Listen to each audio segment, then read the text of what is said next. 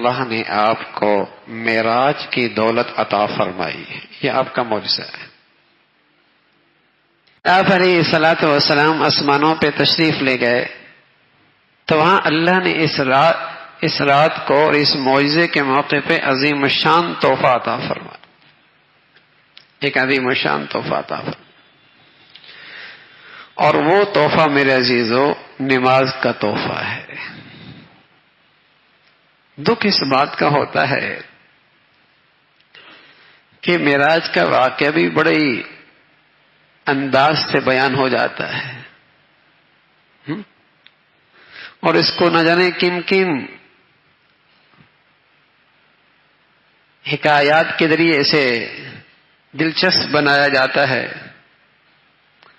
اور اس کے اندر نہ جانے رونق پیدا کرنے کے لیے کیسی کیسی بدعات کا خرافات کا اضافہ کیا جاتا ہے، لیکن معراج کا جو تحفہ ہے اسے نظر انداز کیا جاتا ہے۔ جو اس رات کو امت کو انعام ملا ہے، اس رات میں جو امت کو انعام ملا ہے، یوں کہیے کہ امت کو جو معراج ملا ہے، الصلاۃ معراج المؤمنین،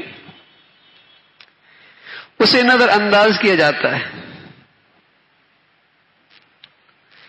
رات بھر کہانیاں سنی، حکایات سنی، اور صبح فجر گئی۔ جو اس رات کا سبق ہے اور جو اس رات کو اس امت کو انعام اور تحفہ ملا ہے، اس کی اہمیت کوئی نہیں۔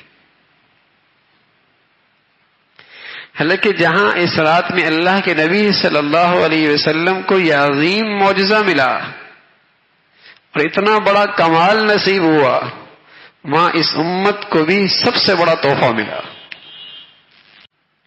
حضرات صحابہ رضوان اللہ علیہم اجمعین کو جب یہ تحفہ ملا بڑے خوش ہوئے کہ اللہ سے براہ راست ملاقات، براہ راست گفتگو کا طریقہ نصیب ہو گیا۔